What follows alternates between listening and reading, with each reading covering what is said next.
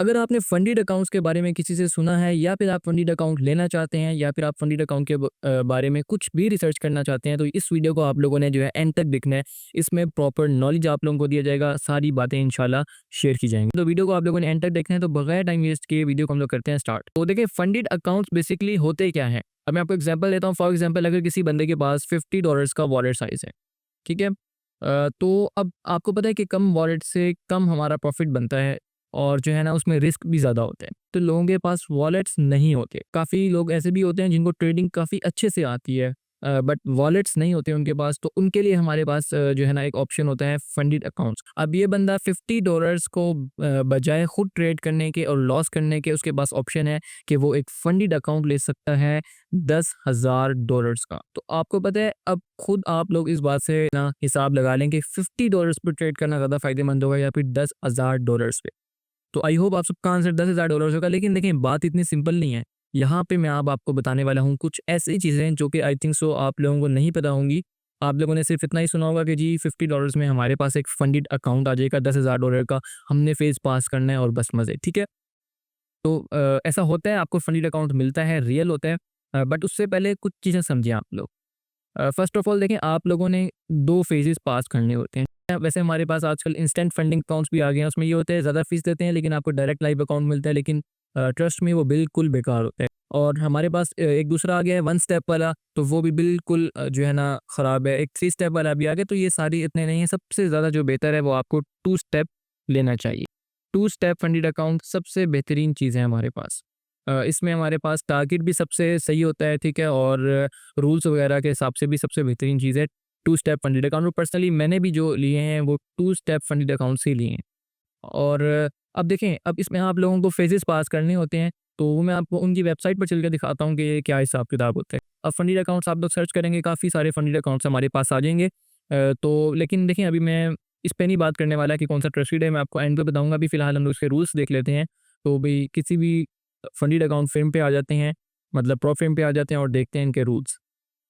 अच्छा देखें, ये मैंने 2 स्टेप फंडेड अकाउंट चूज़ कर लिया है, ठीक है, और फंडिंग पिप्स है हमारे पास यहाँ पर। और हम लोग $10,000 का फॉर एग्जांपल हमारे पास एक अकाउंट है।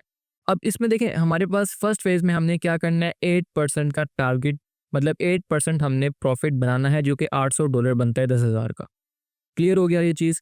और हमारे पास एक जो रूल है जो लोग नहीं समझते, वो है ये है कि 10% से ज़्यादा हम लोग लॉस नहीं कर सकते। मतलब 10% की हमारे पास लिमिट है, इससे ज़्यादा हमने लॉस किया तो हमारा अकाउंट ब्रीच हो जाएगा। मतलब आपका अकाउंट वहीं पर ख़त्म हो जाएगा। जो $10,000 हैं वो पूरे 10,000 आपके पास नहीं है, सिर्फ 1,000 आप उसमें से लॉस कर सकते हैं।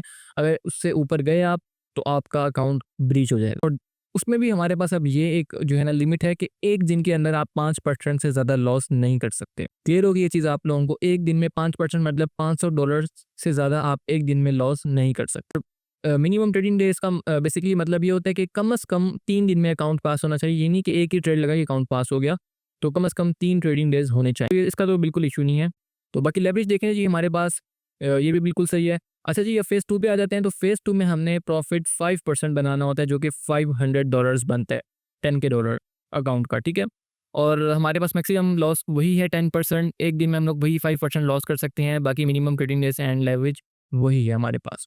अच्छा जी, 2 फेजेज़ आप सबके क्लियर हो गए हैं। उसके बाद फाइनली हमें एक मास्टर अकाउंट मिलता है, जो कि वो अकाउंट होता है जिसमें अगर हम लोग प्रॉफिट बनाएँगे तो हमें उसमें से शेयरिंग मिलेगी। अब शेयरिंग कितनी होती है वो देखें, 90% भी 80% भी होती है। तो 80-90% हमारा ही होता है, इसकी आपने फ़िक्र नहीं करनी। और उनको 10-15-20% इतना ही मिलता है। इसमें देखें, अब फॉर एग्ज़ाम्पल हमने फेजेज़ क्लियर कर लिए। अब हमारे पास यहाँ पर जो है ना 10% लॉस कर सकते हैं हम लोग और 5% हम लोग एक दिन में लॉस, वही लिमिट्स हैं, ठीक है। प्रॉफिट टारगेट की कोई लिमिट नहीं है, लॉस की हमारे पास सेम लिमिट्स हैं। देखें, यहाँ पे मैं आपको समझाता हूँ।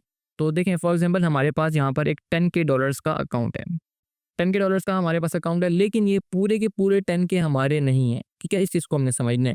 हमारा फेजेस क्लियर हो गए हैं। अब हम हमारे पास क्या होगा, हमारे पास ये होगा कि हम लोग एक दिन के अंदर $500 से ज़्यादा लॉस नहीं कर सकते। ये 5% होता है बेसिकली। अब $1,00,000 का होगा तो इसमें 5,000 बन जाएगा, ठीक है। इतना तो आप सब कैलकुलेट कर ही सकते हैं। और ओवरऑल हम लोग, ठीक है, एक दिन में हम लोग 500 से ज़्यादा लॉस नहीं कर सकते। ओवरऑल हम लोग 1,000 से ज़्यादा लॉस नहीं कर सकते। बात समझ आ गई आप लोगों को? मतलब $10,000 का अकाउंट है, अगर हमारा अकाउंट $9,000 से नीचे आया तो क्या होगा, हमारा अकाउंट ब्रीच हो जाएगा। हमारा अकाउंट मतलब ख़त्म हो जाएगा, ब्रीच हो जाएगा। अब हमें नया चैलेंज करना पड़ेगा, नए दोबारा से फेजेस क्लियर करने पड़ेंगे, ठीक है। यही सब फेज़ में होता है। मैंने आप सबको बताया कि फेजेस में भी हमें जो है ये हमारे पास यही रूल्स होते हैं कि हमने 5% डेली लॉस नहीं करना और ओवरऑल 10% लॉस नहीं करना।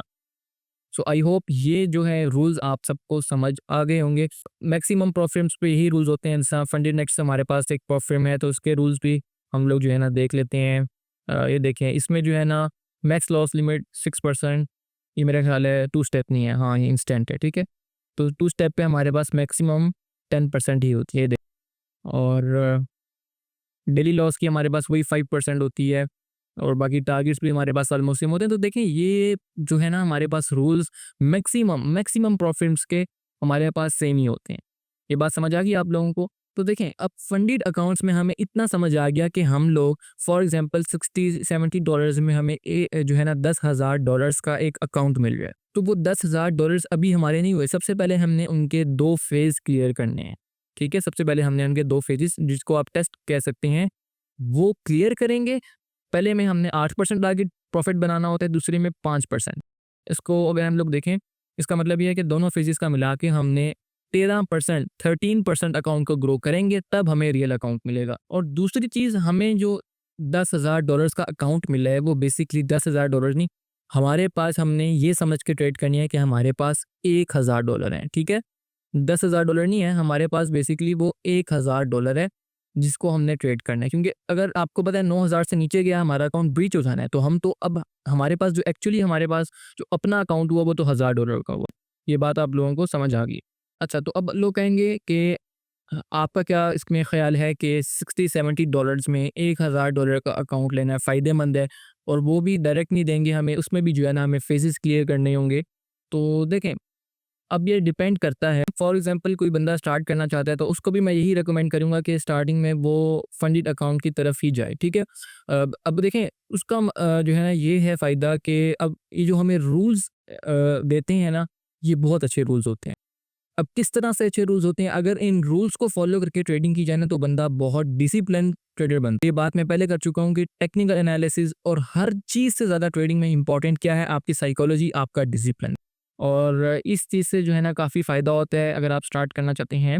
और देखें, वैसे भी अगर कैलकुलेट भी करें अगर आप लोग, तो देखें ट्रेडिंग में ना जो नया बंदा आता है उसके 90% चांसेस होते हैं कि वो लॉस करेगा। जब तक कोई बंदा अगर ट्रेडिंग में लॉस नहीं करता वो ट्रेडर नहीं बन सकता। तो 200 या फिर $300 लॉस करके आप लोगों को कुछ भी नहीं पता चलेगा, एक झटके में आप लोग लिक्विडेट हो जाएंगे। उसकी जगह अगर आप लोग फॉर एग्जांपल 200 में हमारे पास 4 फंडेड अकाउंट्स भी आ जाते हैं, तो उन 4 फंडेड अकाउंट्स को पास करते हुए या फिर उनको ट्रेड करके जितना डिसिप्लिन आप बन जाएंगे, जितनी चीज़ें आप सीखेंगे ना, वो मुझे लगता है आप 1000, 1500, $2000 लॉस करके भी नहीं सीख सकते, ठीक है। तो बहुत ज़्यादा फ़ायदेमंद चीज़ है। मैं तो अगर कहता हूँ कोई फॉर एग्जांपल कोई स्टूडेंट आए, वैसे मैं सिखाता नहीं हूँ, तो अगर कोई स्टूडेंट आए मेरे पास कोई भी सीखने आए तो मैं उसको यही रिकमेंड करूँगा कि फंडेड अकाउंट ले। अच्छा, अब उन बंदों की बात कर लेते हैं जी जो एक्सपर्ट हैं, मतलब जिनको अच्छा खासा नॉलेज है, अब वो अर्निंग करना चाह रहे हैं लेकिन उनके पास वॉलेट छोटा है। मैं यही रिकमेंड करूँगा कि देखें, फंडेड अकाउंट्स में ज़्यादा बेहतर है, ठीक है। अब देखें, ये आप पे डिपेंड करता है। फॉर एग्जांपल अगर कोई बंदा है उसके पास सिर्फ $200 हैं और $300 हैं, तो अब देखें फॉर एग्जांपल $300 हैं, इससे वो इतना प्रॉफिट नहीं बना सकता। वो वॉलेट को 1 महीने में अगर डबल भी कर रहा है ना तो वो बहुत ज़्यादा रिस्क लेके कर रहा है। बात समझ आ रही है आप लोगों को?